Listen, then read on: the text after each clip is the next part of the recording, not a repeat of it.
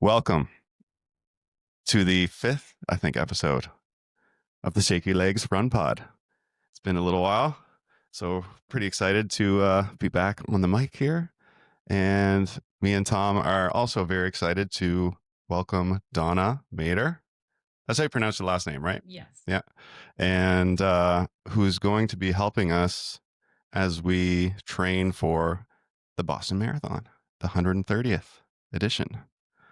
And so we're very grateful that you decided to take us on. We appreciate that. And I'm very excited to see what happens here. And so we're just going to ask Donna some questions about training and like her athletic background. And she's also the leader of Stride, which is a group in Fredericton, New Brunswick, run group. And that's kind of blown up in popularity within the last few years. And so we're just gonna talk about that kind of stuff. No real, Sounds great. no real. If it goes off the rails, that's perfectly fine. I kind of like when that happens. And before we get going, we have a little Sussex gift for you there. I don't know. You. You're a coffee drinker, right? I am. Yeah. So that's the Piccadilly coffee beans for you.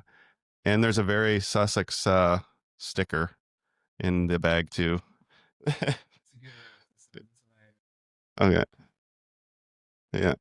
The sunrise, yeah, it's the best coffee around Piccadilly. That's awesome. Thank you. Yeah. Okay. Thank you. No problem. And Well, I'm glad I brought you guys a gift. We Donna's also a Lululemon ambassador, so we got hooked up with some socks, which is great. Can always use those. Yeah, you have to give a review. Yeah, we'll review the socks. Yeah, next pod we'll do a review. And and also like it'll be cool because we'll have the training plan, and I'll bring the vlog back too for when we really get going on the training plan. So I'm excited for that as well. Okay, so Donna, I've been curious to ask you about your athletic background, and because we've known each other for a little while. Yeah. You kind of, I don't know actually how we met, but like 2 years ago when I was training for Fredericton, we got connected somehow, and you helped me out by throwing me in a group chat with a bunch of other runners that were trying to go sub 3. Oh, and that's right. Yeah. Okay. Do you remember that? Yeah. I do remember that now. Yeah. And I think Colin McQuaid and someone else, like two experienced runners, were in the chat answering questions for all our less experienced runners. Okay. And since then, like I've met Colin. I didn't know who he was then, and he's a great guy, and that really helped. Okay. Yeah, it was great, and I got to meet some of the guys that were in the group chat once we got to the marathon, which was cool. Which is part of what I love doing with all of this run coaching and Stride is connecting people that have the same talent but otherwise would never be able to connect with each other. And I mean that's what running is about. That's how you build a run community, right? So yeah, the run groups are so good for that kind of stuff. But so appreciated that. And so are you originally from Fredericton? No, I grew up in Sydney, Cape Breton. Yeah. Cape Bretoner. Yeah. I was riding bikes on the Cabot Trail when I was back in high school. Where do you go to high school? Riverview High. Okay. Yeah. Yeah. I used to play basketball in high school, and we'd go up to the Coal Bowl every year, which was an amazing tournament up in Cape Breton. Yeah. The Cape Breton's big behind their sports. Yeah. Huge public support for that tournament. Yeah, for sure. The gyms were packed for high school games, which is rare kind of on the Maritimes. So no, for sure. Then I went to university at Dow. And then ended up in New Brunswick afterwards. Were you like a team sports person in high school and stuff, or? I played all team sports. Yeah. Basketball, volleyball, all that stuff. Volleyball was my number one. Yeah, and thought about playing it for university, but I think I played a little bit too much in high school. I was on lots of different teams, not just the high school team, but I would play, I would join senior teams if they needed somebody extra for a tournament. I would play with the university team if they were just playing, a local tournament. And I think it was just a little bit too much. And so I decided not to pursue it. Yeah. Can definitely get burnout. I was feeling that way post university basketball too. So, okay, cool. Were you riding bikes and running and like doing track in high school or? No, we didn't have track. We didn't running wasn't even that big as well. So yeah, I was just riding bikes. And then with all my other sports, I was busy enough. So it was kind of probably during university when I was kind of missing that team sport that I decided to start running. I knew nothing about it like everybody else, and I think that's part of what I like when I get new runners that come to me and say, "How do I do this?" I feel like I made all the mistakes, so I can save everybody else from making making the errors that I made. But yeah, quickly after that, I discovered duathlon. So, bike run, and I thought, "Oh, I biking is still my strongest out of the 3 sports." And I thought, "Oh, this is I can run, but I don't have to be the fastest runner. I can just bike hard." Yeah. And that's always been my that has worked for me right up until, like, I still rely on my bike It's still to your get me. fastest It part of is the still. triathlon? Yeah. Yeah. Yeah. Cool. I was just gonna Love it. jump in and say too, the whole like you don't know anything about running. That's how I felt until I met Colin, and then still to this date, I'm asked like, what does a tempo mean? And what is like I still feel like I'm at that point where like Yeah. what are all these words? Like what is this? Like I know some of them now, but yeah, you're right. When you start as a runner, there's all this lingo that you don't actually understand and you're like what Exactly. is this, like you want to improve, and I mean the first step's just getting out the door and running, right? Yes. But you're like Yes. what even what are these words and what are these things and how do you actually improve and Yeah. all that kind of stuff. So that's how I felt too, and I feel like a lot of people feel that way. Yeah, because it can get very complicated very quickly, right? If you try to, if you just take a program and you look at it, it's like, oh, what am I doing? And then you end up getting injured, right? Is the number one thing that happens. It's going great for a while until it isn't.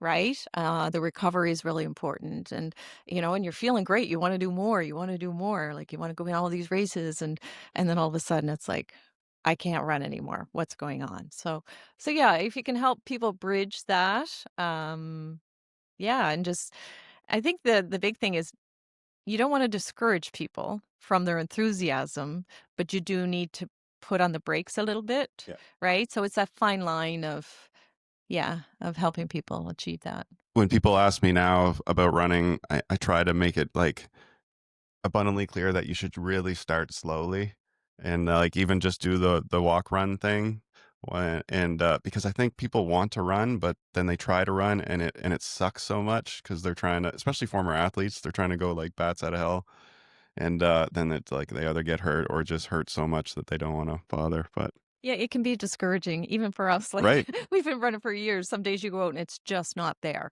right? There can be you didn't sleep well for a couple of nights, you didn't eat enough, you're dehydrated, you've been on your feet all day, and you go out and it's like, oh, this is just awful. How could I enjoy this? But Yeah. yeah, it's just one run. Yeah. And then you have another one that's just like you're running on the high, just floating along and just like, yes, this is why it's so This is good. why I do this. Yeah. Yes. Okay, cool. So you are at Dal. You find the duathlon, and do you start competing, or do you start like finding out about races or something? Oh, yeah. There were some races around the Halifax area. So yeah, I just jumped in, right? Without doing that, those brick training and all that stuff that you know now, thinking that, oh, I'll be able to run fine. And, very quickly you realize, ouch, like how could I run? So duathlon is run, bike, run. So you run, you get on the bike, you hammer out on the bike, then you get off the run thinking you're going to run the same pace as you did the first one. It doesn't happen, right? Your legs are heavy. There's all kinds of lactate. You can train that. I train that all the time now, right? You can do brick workouts. So that was an eye opener, right? But then it just became like, oh, this is the next challenge, right? Okay, cool. Yeah. So you start to you're attracted to it because it's like new and a new challenge and something Yeah, and it different. was exciting, Yeah. right? And we didn't when I started, they didn't have like the introductory like, try a try and all these shorter distances. So duathlon was a 10K run, a 40K bike, and a 5K run. So yeah, there's no messing around. Yeah. That sounds kind of fun, honestly, because I'm not a huge. I don't like the swimming idea of the triathlon, but the duathlon sounds awesome. You guys should do one this summer. You got to It get a would be bike. fun. I mean, you have one, but yeah, a new one. Uh, yeah, okay. Brick workouts. Do you know what those are? Okay, we don't know what is a brick Yeah, so workout. a brick workout, basically you bike first and then you get off and run. So, um, yeah, like I did one this week. My bike, unfortunately, is on the trainer because it's too cold to bike outside. So just like 45-minute bike. I did a lot of standing efforts to try and build more lactate. And then you basically just pull on your sneakers and you go right away. Like you don't mess around. Yeah. And then you go out and you can train your legs so that you can run just as fast as like your race pace right out the door. Yeah, yeah. And like you try to transition quickly as if you were in the race, obviously. Yeah. Yeah. Yeah, I'll have sneakers out. Like I say, if I'm riding outside, like I guess my last one was probably October.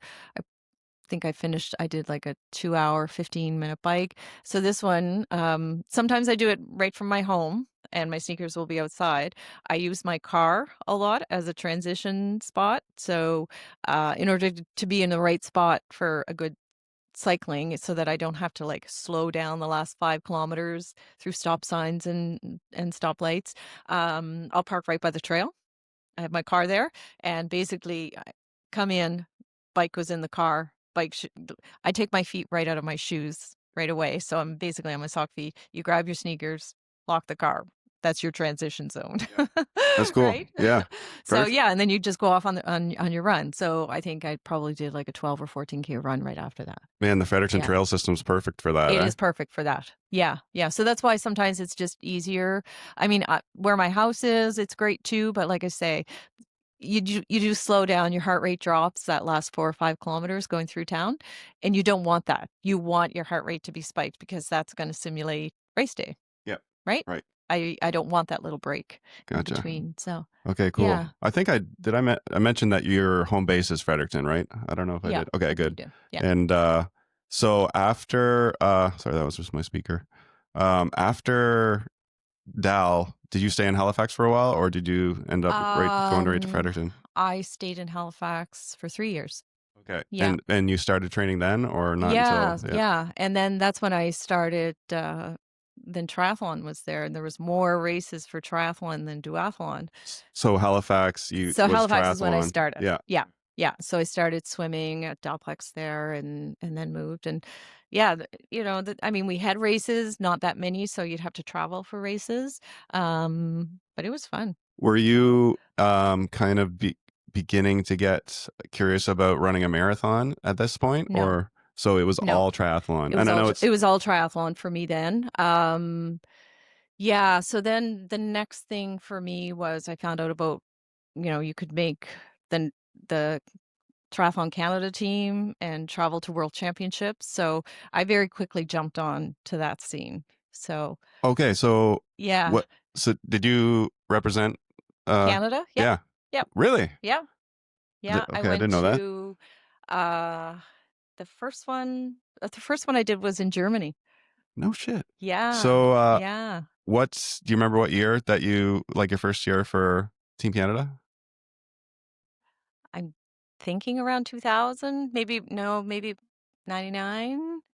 Yeah. Yeah, it was a little while ago. So So I did and that. multiple times did you represent Yep. them or Yep. wow? Okay, cool. Germany, North Carolina. I did Chicago 10 years ago. I got the bug and I was like, I'm gonna see if I can do this again. And it was fun. Yeah. Hell yeah! Oh Yeah. man, that's so cool. Yeah. Uh, It's a really neat experience. It's almost like kind of a mini Olympics. They have the parade and all the countries are there and yeah, what it's like a competition. how many people on like one triathlon team usually? It varies. They seem to be a little more lenient with the numbers now.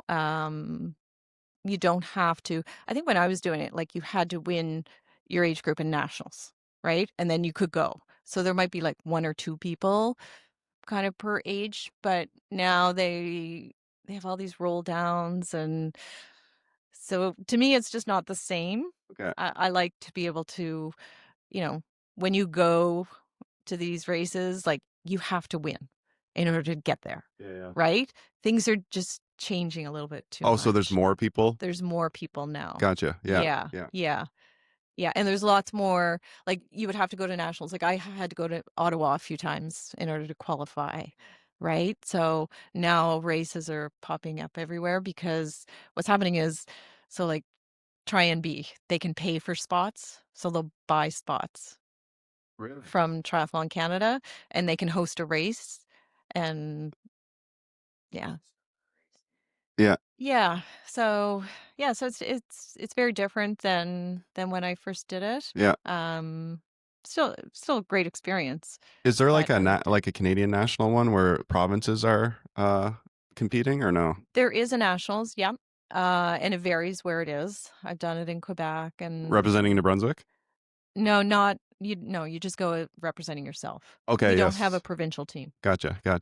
Yeah. Yeah, because I've had some conversations recently about why there hasn't been like a trail running provincial representation, like going to the national kind of championships for trail running. Like the when I was out doing the Squamish 50K, they had the national championships there for the 50 and the 50 miler.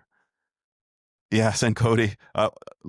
Legitimately though, like that's the conversation we're having. Like, can we get support somehow for, because there isn't, like, trail running's blowing up right now, but can we get support for to send a few New Brunswick athletes to represent New Brunswick at QMT 50 is the national one this coming summer, and Kelsey Hogan was curious about that, and I think like we'll probably try to push for something like that eventually. But yeah, so anyway, I feel like for like, I mean, they are in a way smaller sports. Like they're not your big basketball, volleyball, where they have like Team MB or like whatever.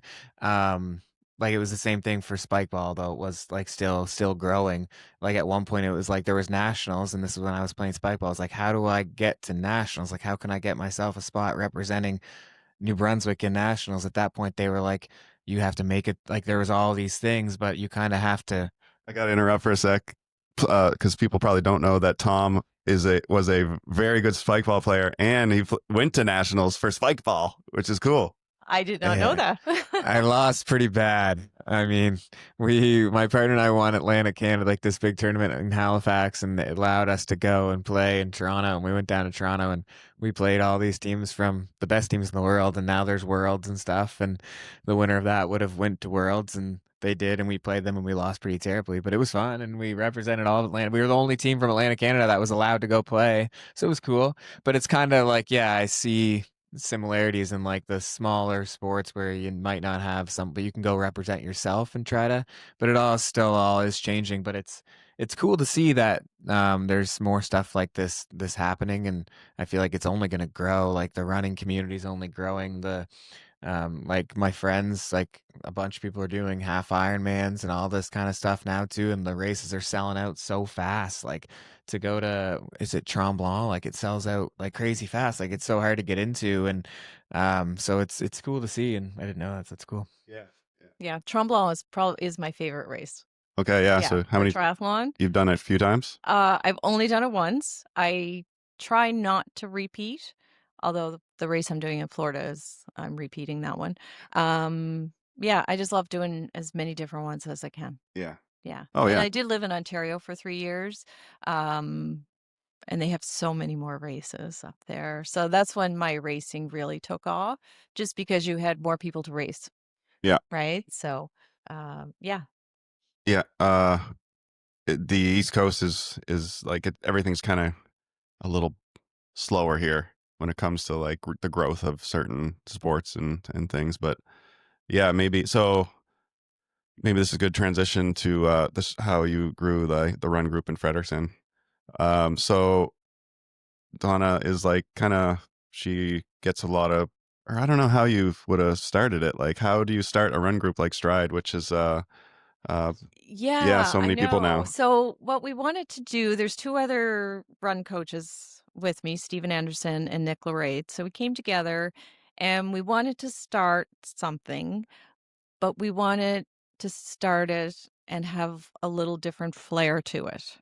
So, there are different run groups in Fredericton. So what we did as to kind of set us apart, we decided we would offer every Wednesday night, 5:30, a free workout.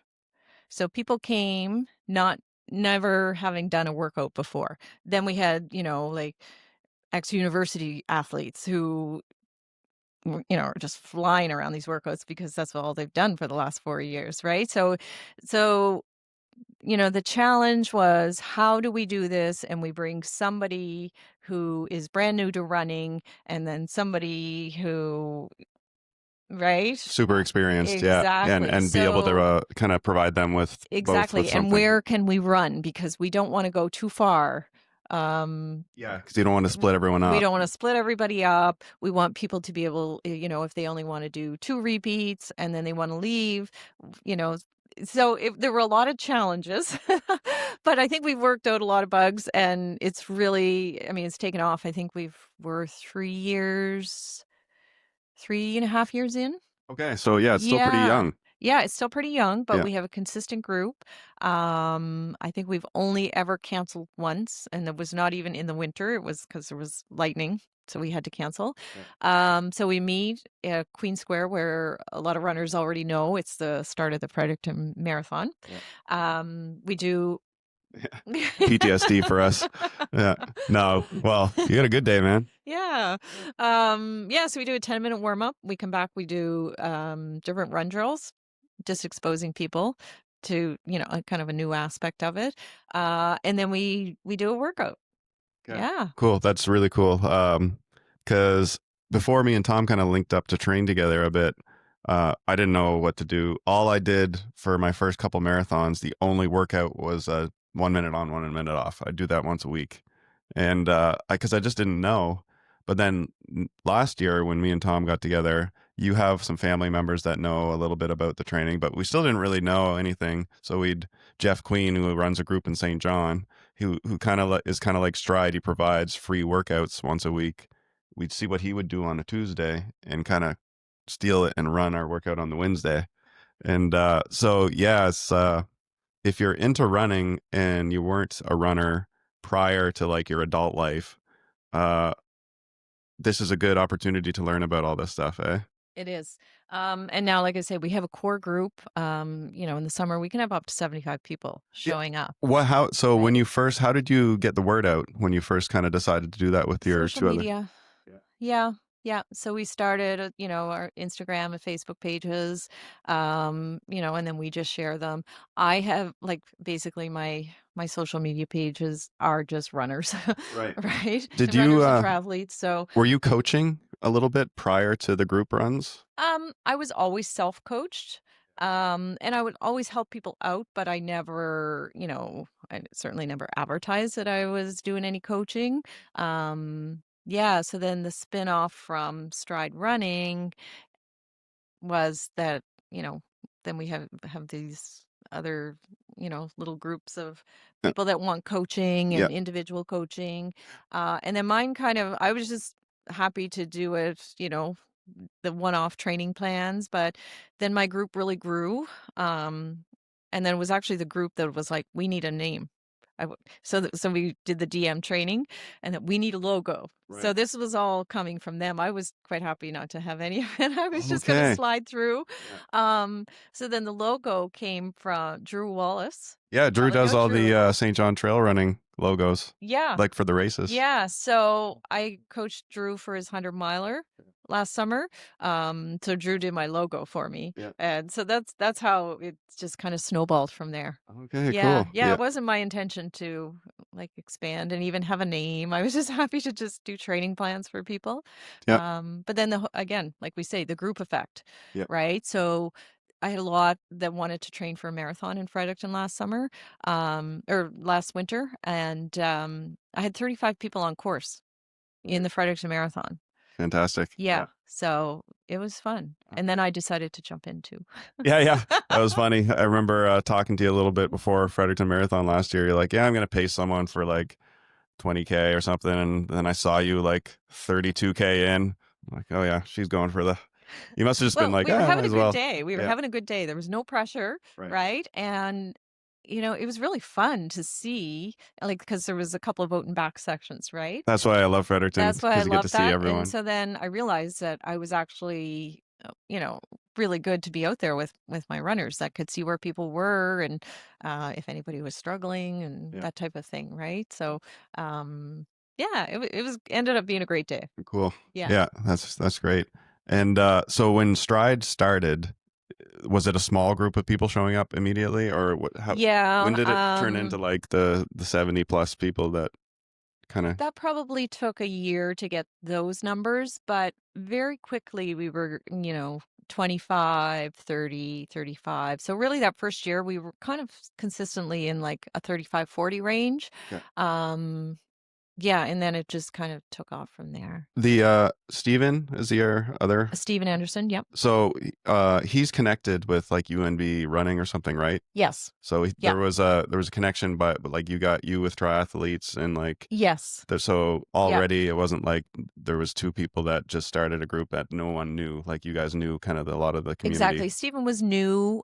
He's from Ontario, but he came to UNB for law school. So yeah, and he has a running background. And so yeah, we've done some fun stuff together as well when Moncton hosted the 5K championship, Yes. national championship. So Stephen was the elite representative. Cool. So I got pulled into that. And so I ended up doing that job with him, which was really fun. I love that stuff. Yeah. And then the other one was Ottawa, the Ottawa Marathon. You were there for the 10K. So I ended up doing the broadcasting. Yeah. That's so that cool. I did the 10K with Reed Coolset. Oh yeah, Reed. With Reed. And then the next morning for the marathon, I was with Rory and So Marley cool. Dickinson, Canadian Running Magazine. So that was fun. That was a neat experience. Yeah, that's crazy. Rory Linkletter, who's I think the new marathon Canadian record holder. I think he just beat it, right? I think so. Yeah. Yeah. Crazy. That's so cool. And then the other person you run it with is Nick Lorade. And he runs the Trailway 5. Does he run that Trailway race too? Yeah. Yeah. So that's kind of another, like a little spin-off that Yeah. he did. That's So yeah, he's fast. Yeah. yeah. So we all Yeah. support each other in our events, and then I put on like the Lululemon community events too. So yeah, and one of them is the Stride Mile. So I do it on a Stride night. Everyone times themselves for a mile, and Lululemon sponsors it. So I get to bring my ambassadorship into Stride as well, right? So it's just all intermingled. Yeah, that's awesome. Right? Yeah. Like, yeah, it's not a competition between whose event is going to. We all try and make all the events grow. No, just building the community, which is awesome. Like we've Yeah, wanted to it's go fun. to those Trailway 5Ks on Monday nights or whatever because they just look fun, like a good time. And we've never actually made it out to one. Just hasn't worked out. But it's the same thing like Jeff's workouts. Like it's just nice that there's communities being built and you can go meet people, have fun, push yourself. Like it's just awesome to see the community being built and people running together because running is a lot better with people.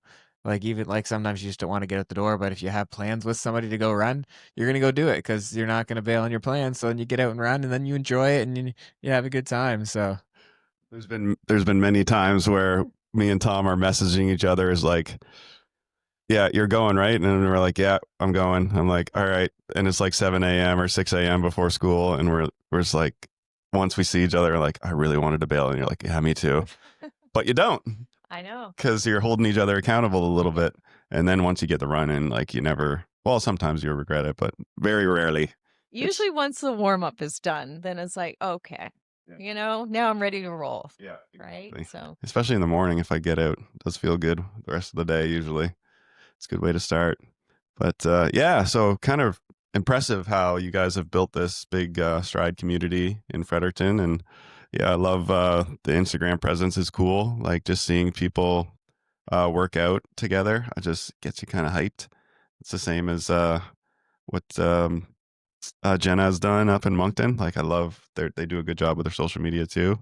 And I like following all the running stuff because it makes me want to get out and run. But yeah, okay, cool. So Stride's been a huge success. You're a real triathlete that's represented Canada. I had no idea. That's super cool. And so like the coaching side of your life. So I'm assuming it kind of picked up with the stride because people were coming to Stride and looking for a little more help coaching wise. Yeah, on our webpage, you know, there was private coaching advertised. Maybe me, I was like, oh, I'm not sure if I wanted to do that. But the guys, they wanted to have a female representative too, right? So, and the three of us were on there with our little bio. And I was like, well, could you just put that, like, I'm not taking athletes right now? And anyway, we were like, well, we can't start a page and say you're not taking athletes. Anyway, so it's just, yeah, it's just mine has really taken off. And I think, like I was saying earlier, like my niche that I didn't even plan to have a niche, but I seem to be attracting a lot of young female professionals that have young kids and trying to figure out how to do it, how to juggle it all and still run, whether they were competitive runners before or new to running. Um, I think I can create time management with a lot of quality programs. That's what I had to do. Right? So I Gotcha. know, I know how much time, like, and you figure out where in their schedule they can create time, right? And sometimes it's actually easier than what they think. They think that they need to have an hour every single time. You don't, right? Some of these easier runs can be, you know, 25, 30 minutes, right? And Right. we can still achieve what we need to achieve. You don't need to have that hour. Totally. Yeah. Yeah. Yeah. Yeah. Quality over quantity sometimes. Yeah. And you have two daughters? I have three. Three all girls? Yeah. So I'm sure that some of the younger moms might, recognize that you probably were training while raising the kids. Yes. So like you can relate to those Yes. kind of Yes, experiences. I was the parent that would drop them at a soccer practice and do my run workout, so who's this crazy mother that's running around in circles around the outside of the soccer gate, So right? while the girls were Um, small, you were still training for triathlon a lot, yeah, or yeah. yeah. I never really gave it up. I think then I just kind of would race sprints as opposed to racing Olympic or half Ironman. So it still keeps you in it, still keeps you fresh. And then when your time comes, you can kind of expand on the distance, and I probably ran more 10Ks than, getting into the longer stuff. And then they got into track. So then that opened the door. I was like, oh, I'm going to start doing workouts with you. And very quickly they demolished me. Right. FHS But girls? what's that? FHS girls? Yes, Did they go on to continue that? Did they all go to college and they run? did. Or yeah? Yeah. So my oldest Hannah, she went right to Dal. So she ran cross country and track for Dal. Emily ran for UNB for a couple of years and then transferred to Dal, cross country and track. And Nicole went to Victoria for a year, and then decided it was a little bit too far. And then so she's at Dal now. So she's running for Dal. So All following the footsteps of mom at yeah, the alma well, mater. I wish I had their speed. Right? All I can do now is like, let's just run further. Let's just keep running further. Yeah. Yeah, and then I can still drop them. But Right. yeah. Yeah. I'm realizing that I kind of went right into the marathon, I guess. But as people get older, like professional runners who are hammering like track stuff and then 5Ks and then, oh, I can't run fast anymore. So we're going to keep go to the marathon. Oh, and then the 50K, it just keeps going. But It's true. Yeah. yeah. My longest was the 80K. Oh, you've done an 80K? I've done an 80. Run? Yeah. Yeah. Down in Maine, trail. Trail run. Ooh, is I that did a couple of 50s. what? And Is there a race down there that's an 80K that's still going, or? well, it was actually one of those last man standings Okay, so in a in loop. Pineland something. I Okay, forget what it was like a called. 5K loop or something. It was longer down there. It's longer than the ones in Canada. Yeah. It was closer to a 7K, I believe. Anyway, it's fun. Just kind of jumped into it after triathlon season and went Yeah. down with two other triathletes and yeah, I think I was supposed to be, like the support role and then I was like, well, I'll just sign up and I'll run some. You don't need me as support right away. And then at 80K, I'm like, I think I need to stop. Okay, yeah. I could keep going, but I think I shouldn't. Yeah. How destroyed is my body right now? Yeah. But totally. I do a lot of half Ironman training, and that converts to a lot of other stuff. That's usually how I run my marathons. I do half Ironman training all season, do a race, and then do a couple of long runs. And yeah, I think it was, I know half Ironman training would not be the same as half marathon training, but I think Jim Walmsley recently talked about how half marathon training can really get you into like peak shape. And I can kind of see that because it's a lot of it's long enough. Some of the longer runs are long enough, but it's a lot of speed stuff as well. Eh? it is. Yeah. And that's kind of, I guess, kind of jumping ahead here, but Yeah. that's kind of a lot of like threshold training, that type of thing.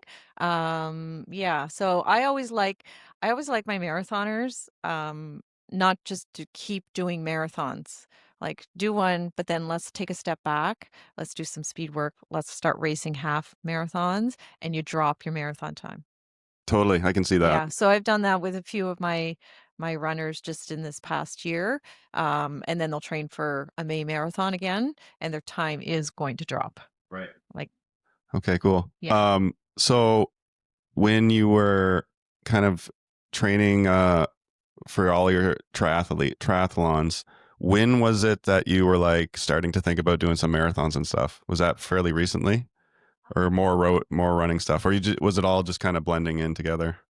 I think at that point it was just all blending in Yeah. together. I probably 10 years ago. I'm just trying to think when I did my first marathon. I can't even remember. Yeah, it's been at least over 10 years. And I would just do a marathon every couple of years. I didn't really, this is probably the most that like I did the May marathon, and then I'll run Boston. So that's like technically 2 in 1 year. That's the most for marathons. But I would do like 12 to 15 triathlons a year. Right. Gotcha. Okay. Yeah. And I forgot to mention that Donna also qualified for Boston this year. So me and Thom are going, and Donna's going, and Amanda Bartlett, right? Yes, she's my training partner. And yeah. Yeah, so it'll be fun Yeah. for us. So pumped. It will be. Yeah. We'll see. I don't usually race and am the coach too. Yeah, but you got to go to Boston. I know. I know. But yeah, usually I will go to races. If I have a group racing, I don't race. Yeah. Yeah, I can see that. But yeah, this is different because you haven't ran Boston yet, right? No, I've qualified, I think 7 times. Applied 1 year, but it was the COVID year, so I lost that year, and it just never really worked with triathlon training, like to do the progressions. Yeah, I was always trying to get faster, and do like Olympic and half iron distance. So to do a marathon in May, or like in the spring, and then take a little bit of downtime when triathlon season's starting in June, it just didn't work for me. Yeah. Totally makes sense. But yeah, so you'll be stepping back from the triathlon training a bit for the lead up to Boston, or not really? Not really. I have 2 triathlons in December. So, yeah, I mean, training has gone okay up until October. I know doing December races is not ideal, in our climate, but I'll just go wing it. And yeah, so then I will be in a warmer climate, and I'll do my Boston training down there. But it's also the National Training Center, so 50-meter outdoor pool. I'll be swimming every day. This is down in Florida. Yes. Yeah. Donna, last few years you've gone down? Last few years, yep. For 3 months? No, this will be the longest one. Last year was I add on every year. Yeah. So last year was 2 months. I think the year before that was 6 weeks. Right. Yeah. Yeah. No, I don't blame you. If you can do it, do it, because the winters here are rough. Yeah. Yeah, that's cool. Okay, so like moving on here to the Boston training. So me and Thom, last year we really kind of winged it ourselves, trying to run the Boston qualifying time at Fredericton Marathon, and luckily we just kind of got it because the times, because the times were faster than usual last year. Everything went Yeah. 5 minutes quicker. 5 minutes quicker, Yeah. which was, a surprise to a lot of people, but And also, so many people, the running thing is blowing up so much and everyone's getting faster. So more and more people want to get into Boston. So, like, you have to run a little bit faster. We've talked about this on other pods than your qualifying time if you really want a good chance to get in. So, luckily, we pulled it off, and Donna did too. And so, we're going to all go to Boston. And our aim last year, if anyone watched my vlog, they would know, but we were trying to go for like a 250-ish marathon. And so that's kind of what we're training for. So this year at Boston, we were like, even though I only ran a 254 last year, Thom ran the 249. We're like, let's try to run Boston in 245. So that's when we reached out to Donna, because we probably wouldn't be able to even come close to this if we were trying to just do it ourselves again. So yeah, Donna was nice enough to take us on, and I think my first line was, that's fast. "That's really ambitious." But we like training. It's hard to do it in the winter, but it like gets you out, and so we're gonna try, obviously, to build up to the 245. But Thom, I understand that Thom has a good chance of doing it with his age and running ability, but I'm just gonna try as well. And my expectations are probably not as high as yours, but yeah, why not try? Yeah, it's good to set goals, right? Yeah, exactly. Yeah, it keeps the drive going. So yeah, initially when you guys reached out, you wanted a 16-week training plan, which is quite normal for what I do for a lot of athletes. But I started thinking about it and I was like, wow, that is a really aggressive time on a Boston course. It's not Fredericton course where it's flat, right? So I was like, then I reached out. Then when I contact you guys, I'm like, would you like to start training a little bit sooner? Yeah, so this was cool because I didn't kind of ever think about a training block the way that you've kind of set one up for us. So our official training block is going to be 12 weeks. But we've already kind of started a little bit of a block here. So can you kind of explain why we're training now for a race that is not till April? Right. So Yeah. basically, when I do these training blocks, it's almost like a training to train block, right? So let's figure out where we are. Let's figure out if this is an attainable goal, so that we're at the right starting point, right? When you do start your Boston training. The other factor is, as we've mentioned, our climate is not the best for winter training. So let's do some work now.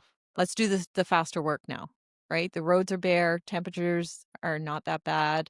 So we can do threshold work right now, gain lots of fitness, and then reevaluate where we're starting the Boston training. Yeah. Yeah, it's kind of cool. So Did you hear that? The temperatures aren't that bad right now, Colin. Don't be a wuss out there, man. before this we just had our first week of what Donna kind of had set up for us, and before that, like, I was really bitching out on every possible run. I was not getting out much. I'm out there in shorts and like maybe one long sleeve, and Colin's got 4 layers on. I can barely see his eyes. He's got pants on, like 2 pairs of socks, Gore-Tex shoes. Can't even tell if it's Colin out there. And he's like, man, it's so cold. I hate the cold. So yeah, I'd rather be sweating like crazy, all layered up, than feel the cold. And it gets worse as I get older too. Yeah, I'm with you on that. I used to be able to handle the -20, -25. I just don't enjoy it anymore. And I don't enjoy treadmill running. So Yeah, it limits me. Yeah. that's another So thing. that's when you take up cross country skiing, Yeah, I should be doing something right? like that. I've heard that's really beneficial for training Skate skiing too. A lot of the especially. trail guys are doing the Yeah. uh Yeah. I used to substitute a lot of my winter runs with skate skiing. okay, yeah. Yeah. Yeah. Maybe that's what we should do. But yeah, so how long is that? This is lead. How many weeks are we doing this? Uh, I think it's 10. Around 10 weeks. It's around 10 weeks, and but I didn't. Well, I'll tell you guys now. I'll reevaluate at 8 weeks and see if we do the next 10 weeks. We'll see how it goes. Cool. Yeah. And I like it because it's like 2 pretty tough workouts a week, sometimes more. Mainly 2. I mean, there might be some strides or some hill strides or something like that, short in there. Something like really, really short. They were like short Yeah. ones. Yeah. Yeah, just like when I looked ahead and like I think some weeks there was maybe three, but like two of them were shorter or kind of thing. But like mainly it seemed like yeah, two tough weeks or two tough ones. So this week you had us doing in our first week three easy runs, two off days, and then there are two workouts. And the first one was 1K at marathon, a bit slower, a bit faster than marathon pace, I think 3:45, Yeah, 1K at that, and then one on, one off by 10, was it, I think? I Or think 12 or so. 12? 12. Maybe 10, I forget. It was 10. Yeah, and And that then was just some, so that you guys get in touch with what those paces are. yeah, It's like, oh, what does that feel like again?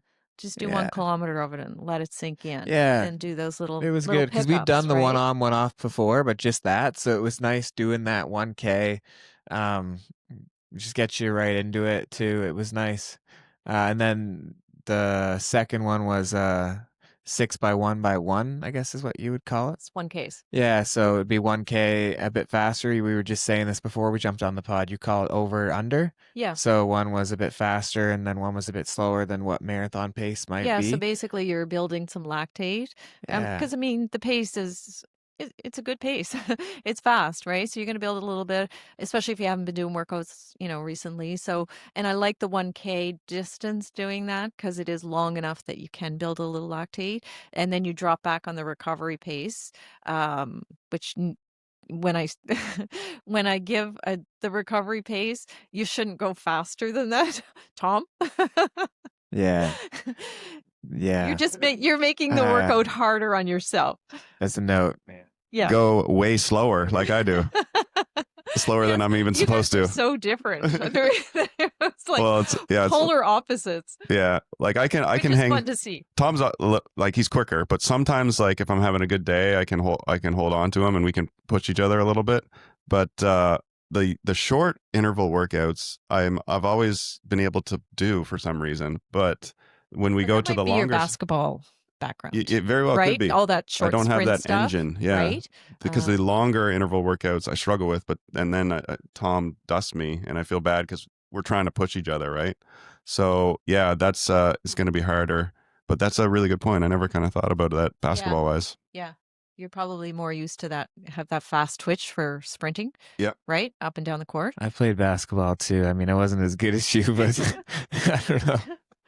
yeah. You have I think he has like a weird natural high VO2 max or something because yeah, just out of nowhere you've been able to kind of do really well in the long distances. But I'll tell you this, Donna, I'm like 10 years older than you, right? And but when we do strides, I can still get him on like 30-second strides. That's the only thing I can get him at. But yeah, so the long stuff, I'm looking forward to kind of trying to improve that over this Yeah, and I training block. mean, we always say, especially like, triathletes, work on your weak link, right? If somebody's not a strong swimmer, well, that's what you should work on in the winter, right? You're only going to get so much faster working on what you're already good at, right? But let's work on your weak link. So there's different ways we can approach that. So there might, I'll take a look at the program again, and there might be some different things that we can do to help bridge that gap to the longer ones. Do you know what I mean? So they're just a little more gradual, but yeah, this is the fun part for me. When I get someone that goes, okay, I'm really good at this thing, but I really don't like, I never like tempo runs. I would avoid them at all costs. They are so good for you. But Yeah. because they weren't my favorite thing, I would come up with every other workout to do. But then it's like, well, you have to do them, right? And Yeah. now that I have done them, but I've done them as broken tempos in order to be able to do, the longer tempos type of things. That's where you just have to get creative with it. How can I achieve what I need to achieve, but not, break myself down, right? And, be able to get lots of benefits from the workout, even though it's still bridging me to the end result. Hmm. Yeah. So how do you go about making this plan then? Like, so you said why we kind of do this first 8 to 10, 11 weeks or whatever it is. But so what goes into like making a plan for us at the pace we want? Like, how do you kind of go into that thinking of like, okay, I'm gonna get them to do this 6 by 1 by 1 in their first week, and then next week's like a 4 by 10 minute at whatever pace is. Like, how do you kind of think about that kind of stuff? A lot of my plans are like I like progressive overload, right? But you can't always do the overload part. What So does that mean necessarily, though? so like a progressive overload, it might be like a really intense training like sessions for a short period of time, and you can get really good gains from it, right? But there's a fine line, so you have to know how to do those. So you can't always do progressive overloads, but you can do a lot of progression. Your body, like the you get into the science behind it too, right? um Physiologically, your body adapts to stressors. So if you go so far with something, it may feel awful, but then the next time, and it doesn't have to be necessarily the next week. You can do something different. Um, and then the next time you come back at it, like that 6 by 1 by 1, I was just saying, you'll see that again in your marathon plan, and it will be a lot longer. And I'm excited to see, like, I was hoping that we'd see that workout again because, You will. yeah, it'll be cool to look back. Like I did it. Tom, you hit your paces and you're actually a little too quick on the recovery paces. And then when I tried to do it, I could not hit my pace in the interval, and then like especially couldn't hit my pace in the recoveries. So, and then I had to stop at 4. We were supposed to do 6, and Right. I could only do 4. So it's going to be interesting to see the progression for me. Yes, but also, so that was done on Saturday, so Friday was supposed to be a day off. Yeah, and I did So what run did that day. Colin do? Yeah. Yeah. Which So, was okay. It's okay. But yeah. then you did weight training. So that was going to be my question. What did you do for weight training that night? Did I you do did legs? all upper body except I did some like Polican sweat step downs because I always like to do those for my knee health. Like any little knee pain, it's always helped with Okay. that. Yeah. So I think that's all I did for Okay. legs. No, Maybe that's some fine. calf raises too. Yeah, that's fine. That's fine. I was wondering, I was like, did he do a heavy leg day and then do a workout? No, Because that's just how my out of shape I am right that now. is just my big. But no, it's Yeah. going to be really cool just to see the progression. Yeah. There is a reason I didn't do this workout with you. I didn't think, no offense, you'd be able to hit the paces. So when Tom went out, Tom did the day like on Friday, right? And I was thinking afterwards, yeah, these long interval workouts, we probably shouldn't do them together until I'm a bit more fit and try to keep up with them. Otherwise, it's just like he's waiting for me. Right. And it's not just that, but you're not doing yourself any favors. You should start Right. training where your fitness level is, and then we gradually let the training plan do the work for you, right? I mean, yeah, you have to go out and actually do it, but let the training plan work and bring you down to where you want to be. But because you guys came at me with this is our goal, it was like, okay, well, I'm going to throw I'm going to throw these paces at them. Yeah. They're a little bit faster than marathon pace, but you should be able to do workouts faster than marathon pace. Let's just feel what this pace actually, what you need to be able to do in order to achieve this goal. We have lots of time to do it, lots of time. But yeah, so we'll just back you up on your starting point. Yeah. And we'll start where your fitness level is, and then we will allow it to move you down. I'd say, what do you think that I can keep up with you on the the max? Like 800 meters would be a little too much, even like 400 meters and less. Probably we You can have work out. 500s this week. We might be able to do that So together. I was gonna, yeah, you should try and do we'll that do like together. the shorter ones together. Like I know, like if as long as my back, I have a bad back. I shouldn't, but I do. Yes, yes. Anyways, and we have some other people that sometimes want to run with us. So I know like Tim Barry, big trail runner, he wants to get faster too. So we've talked about just like, yeah, Sasha too. Like sometimes like we want to work out at least once a week to us together. And then some people want to join us like Sasha. So Sasha and Tim and whatnot. So like ideally, I think what the shorter workout during the week we'll definitely run together. And then maybe a couple others will join us, which this week, yeah, it's a 10 or 12 by 500, which I think is fine. And especially if you do those around a track and we do sometimes, like it says, I don't know what you have in for the recovery this week, but if it's a 2-minute recovery, I mean, we just do lap time. So if he's 10 seconds behind me, we can still start it together. I mean, as long as that's okay with you. Oh, Like, yeah, no, I don't that's totally think like fine. that's But what you're we've not done before is on a like 500. I'll never give you 2 minutes. no, but say yeah, but say whatever it is. Like if it Yeah, like forget what it's it nice is. starting the 500 together because Yeah. then we can kind of push each other at least for a little bit, or at least for the so many we can be right next to each other pushing each other. But then I mean if at the end my recoveries, and it's the same when we did Jeff workouts too. Like I might get 2 minutes of recovery, whereas it's supposed to be a minute and a half recovery, but just because I finished, like I don't think it's the end of the world. It's good to start together and kind of push each other at least for as many reps as we can, kind of thing. I do find those shorter workouts, they're good, and you push me good in them for sure. Yeah. It's like maybe halfway through this first part of the training block, like we'll do a kilometer repeats or whatever, and I'll be able to do like 4 of them with you, and then like you're gonna dust me on the next 2, but we'll see. Like I said, I'm pretty excited to see the progression here. Yeah, it is fun to watch the training. Like, Yeah, but also he's gonna keep getting fit too. So true. yeah, But so the other thing is, which I also looked, your heart rate wasn't that high.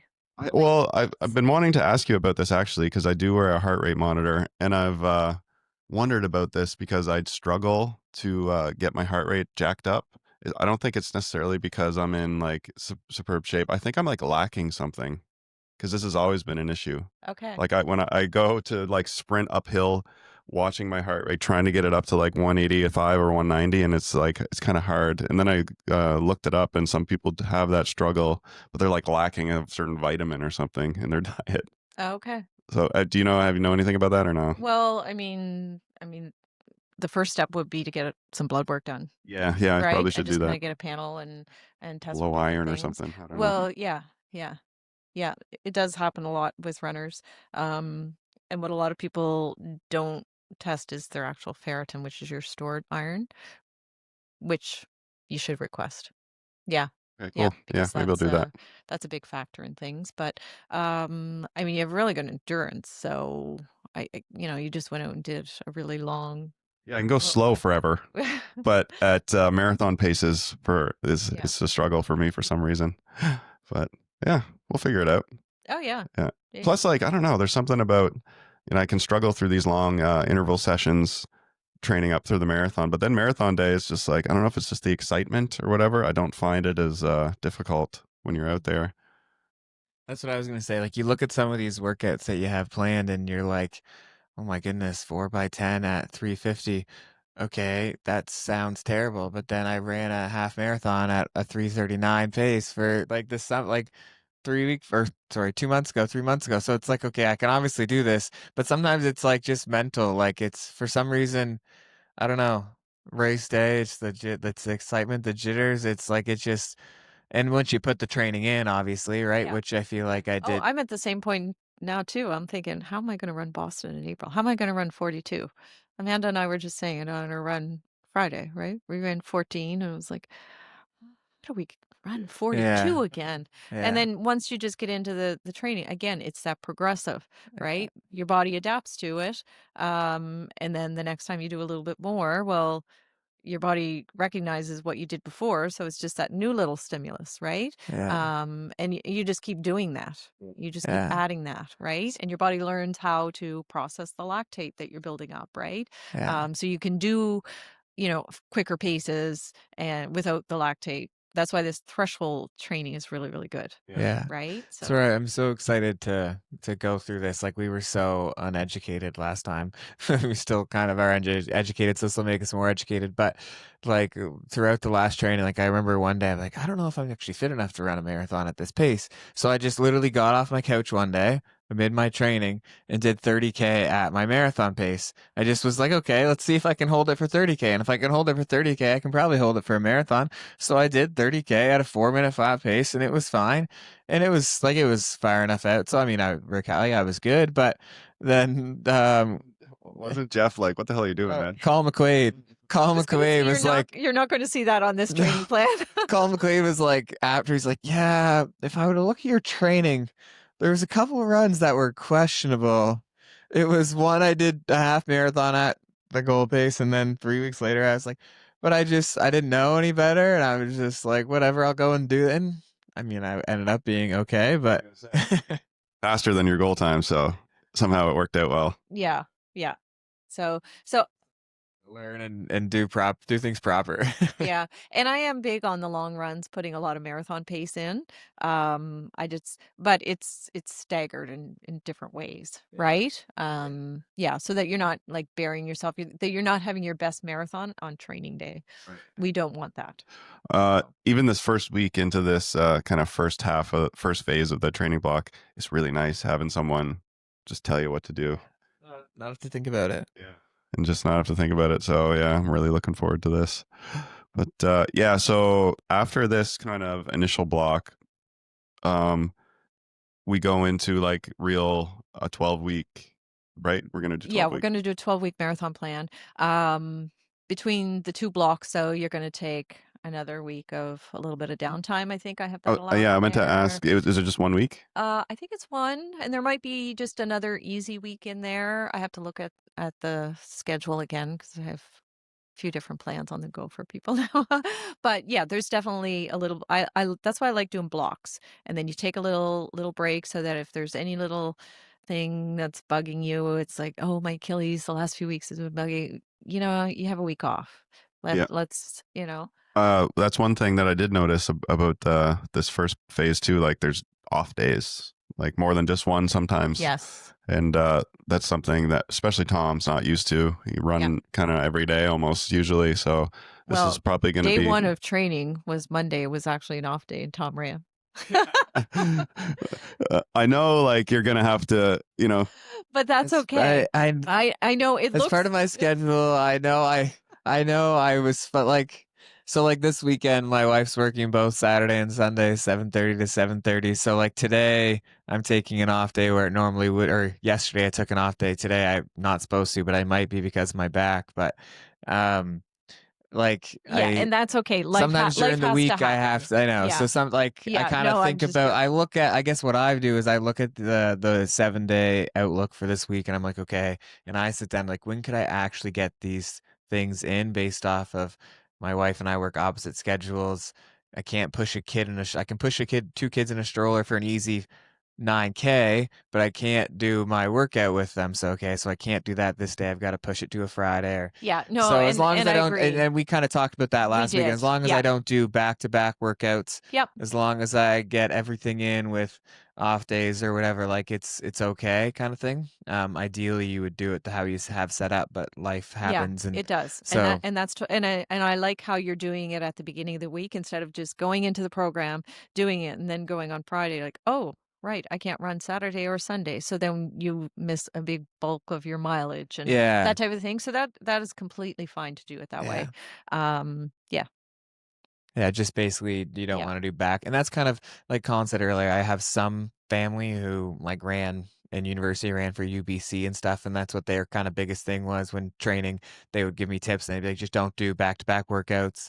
Or like if it was before a race, I'd be like, what should I do this week? And they would kind of lay it out for me, and similar to kind of what you're doing too. But said that was what you said too. As long as you don't do back-to-back workouts, as long as you kind of strategically think about it and listen to the body too, right? Yeah, like there's if the body's a few key principles in there. And so we started, I thought you guys would have a bit of a hard time taking the 2 days off. But then you'll see how like after the first few weeks, then, I started throwing a double day, right? So rather than throwing the extra day in, we're going to run twice on one day. And I want to see how you guys respond to that. And then I think I threw it in a different spot. Like, I can't remember exactly where it was, but I think I threw it in like later in the week, but then I threw one in like on the last few weeks is maybe like your Tuesday, has a double day, and just trying some different things to see what works for you, what doesn't work for you. And then we have that knowledge and throw it into the marathon plan. Yeah. Right. I've never been a double day person. I did do one last week before we started just to kind of see how it felt. I'm like, oh, I kind of like this because you can get more mileage in pretty easily and it doesn't feel like you're overstraining anything. Yeah. Tom's big. You did that a lot last year. Yeah.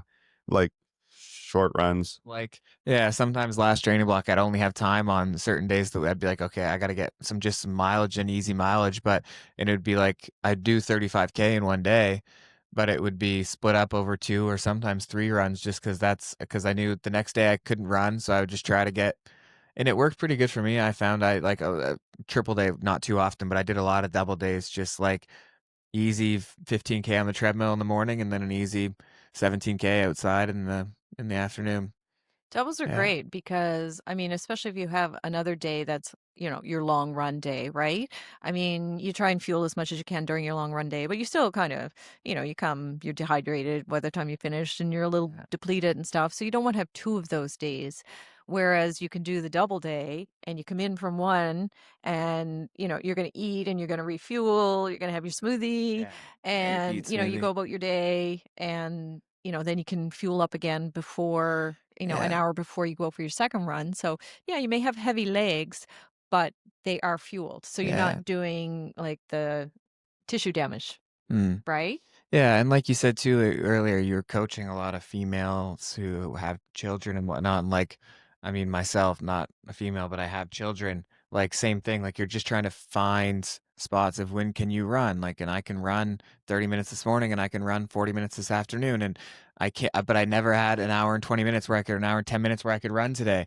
So like, that's what I appreciate about it as a parent is like, I can see I can run for an hour this period, and then I can run for 40 minutes this period.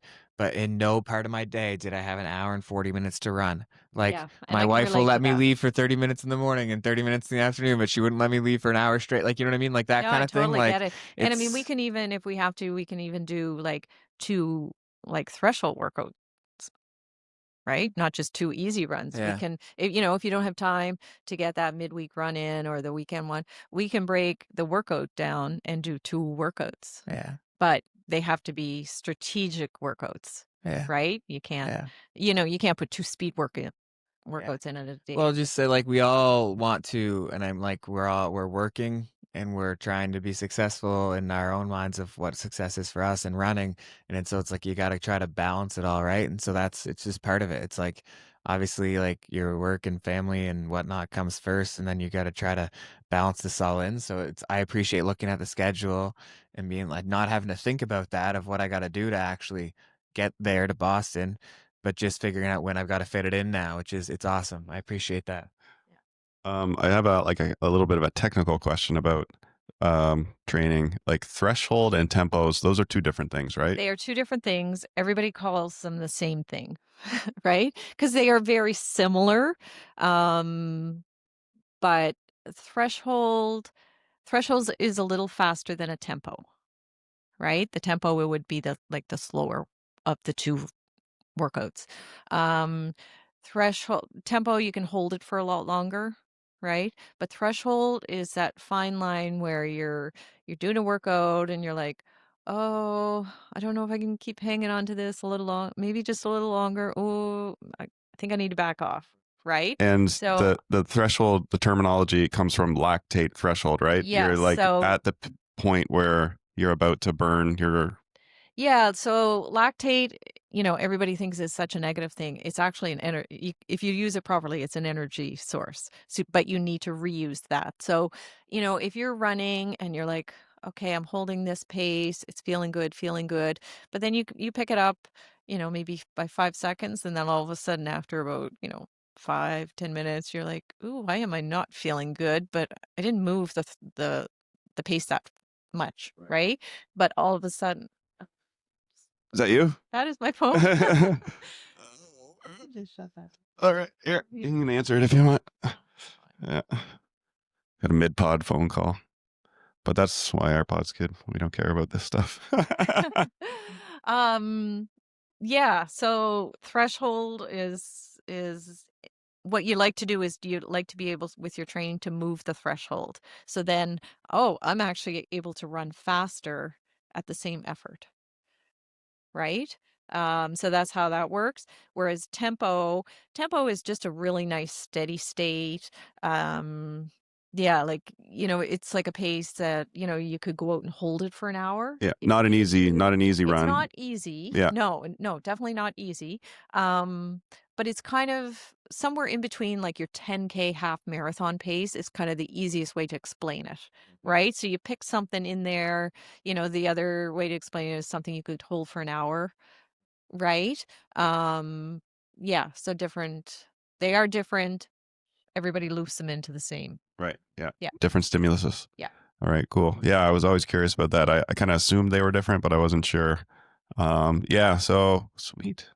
And then our longer runs, it's not usually a just straight up one pace the entire time, right? No, I like to break them down. Yeah. So this is kind Yeah. of different from what I'm used to too. Like you go out Yeah. for your long run and it would just be, an easy pace for 25K or whatever. Yeah. But what you have is a I little have a lot different, of which is kind of workouts. cool. Yeah, I have a lot of marathon pace workouts in there. Yeah, I just think it's a good idea to test yourself. And then, like we were talking about before, like this first race I'm doing because, the training is kind of a little bit off the wall. I probably won't even wear a watch. I won't use my bike computer. I will know what I'm capable of racing. Um, and, when you get used to certain efforts, I won't know what the pace is, but I will know what the effort is. Um, it can work both ways. I talked to Jeff Queen when we went up to train with his group once, and same thing. I was like, it might have been the wave tempo that we did with him, and I was saying, this is cool, like, because I'm looking at my watch constantly, trying to keep the pace that he kind of recommended for me and Tom, and I'm like, this is good because I'm trying to learn what this feels like. And he's like, yeah, the more experience you get, the more you won't have to look down at your watch. Kind of, you'll just know what your breath is like, what it feels like to go that speed. So it's probably just comes with experience, eh? It does come with experience. Yeah. So then, if you're doing a lot of that marathon pace, your body's going to know. You're going to know what that rhythm feels like what your legs should feel like, what so then when you're in the marathon, you're not constantly looking. And I say that to people like use a lot of energy. You don't realize, but over 42 kilometers, if you keep looking at your watch, because every time you do that, you're stepping just a little different. Like any kind of off movement, yeah, and I'm big on like not talk all the all, all you want during workouts, but when it comes to race day, I don't talk to people. It's And I so said that to the guy I was pacing with. yeah. Like it was his first marathon. He was my runner, and I was like, don't expect me to talk like I do in training. It's so funny you say that because like when I first started running marathons, I was going at slower paces, trying to run like 320s, or 320 marathon, 3 hour and 20 minutes. And I would think, man, these road runners are a bunch of assholes because I love talking to people during the race.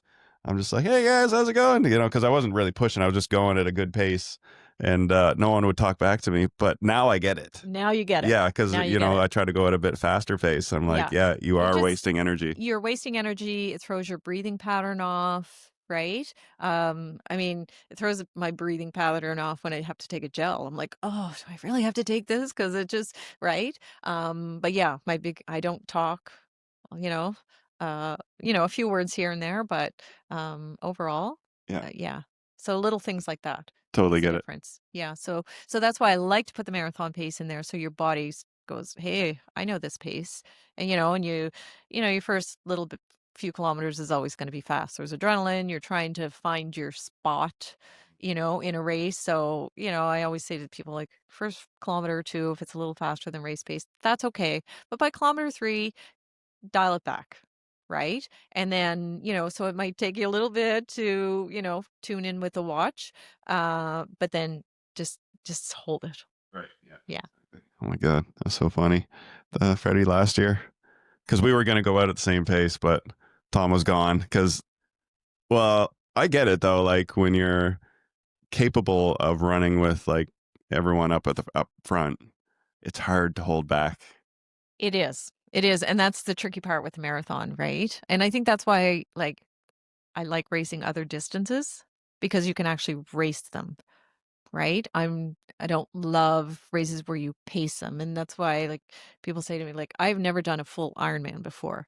I'm probably around like the 250 mark for triathlons and half Ironmans, but I've never done the full because you have to pace it. And I don't love, that's just me. I don't love pacing the training for something that long. And I think that's why I like doing the marathon workouts. So I actually enjoy doing that part of the training, but just going out and running like the long, slow weekend after weekend after weekend, it's just not me. Yeah. Yeah, I get that. Yeah, because the marathon is like, it's almost, you're kind of battling with yourself a lot. You know, when you run a 10K, you can race the guy who's, Yes. you know, up front. So yeah, that makes sense. Uh, okay, But cool. the flip side is, sometimes you reach these PBs on any given day that, if you may not have expected. So sometimes you do have to go, right? But you just have to feel that within you. And, in the marathon, the first 10K is not the place to go. Right. Right? Race the last 10K. If you held back too much on the first 10K, you're gonna have you're gonna have it in your legs You'll for the have some last juice. 10K, and go for it. Right? The last 10K, you don't hold back anymore. You just go. Yeah. Yeah. Right? And But if hope you go too fast on the first 10K, your last 10K could be pretty, it'll be a struggle. yeah. Yeah. And Yeah. a lot of marathoners, everybody's experienced at least one of those. Totally. Yeah. That Right? was me last year. Yeah. Yeah. So cool. Eh? Just want to check the time. Where is it? Oh my God. We're over an hour. That's crazy. Yeah. Over an hour in.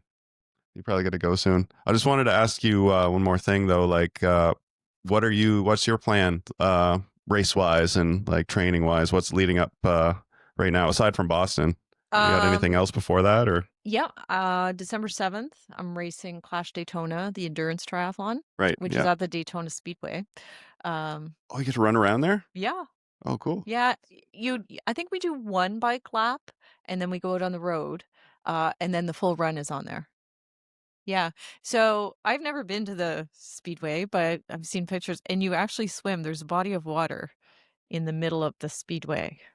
I'm not sure how clean it is, but Whoa, that's too neat. so that's where It's I pretty swim. unique. So Yeah. that's a race that's just it's just kind of been hanging out there and I've always wanted to do it. They did hold the T100 there last year, which is like a professional series. So they've raced there. So doing that December 7th and then December 14th, I have a half Ironman in Haines City, Florida. So just a few hours away. So do those two. Um, and then, there's so many races when I'm down there, I tend to pop into, some 10Ks, that type of thing, some 5Ks. Usually I'm over in St. Petersburg the end of February, 1st of March, and there's a fun 5K over there. They have the car races over there as well. So I actually did the 5K on that speedway right in Yeah. downtown St. Petersburg, right? It's exciting. That's too cool. Yeah, they just have fun races, and that's like on a Thursday night, right? So you God, just they make can it race fun. all year down there. You Yeah. could. So yeah, there's some fun spots in Claremont that they'll host a lot of triathlons and distance races. So yeah, so I might just pop into one of those instead of doing a workout type of thing, Yep. right? Yeah. Okay. Yeah, that's cool. Yeah, because we've been trying to set up the pod here for a while, and Donna's putting in training.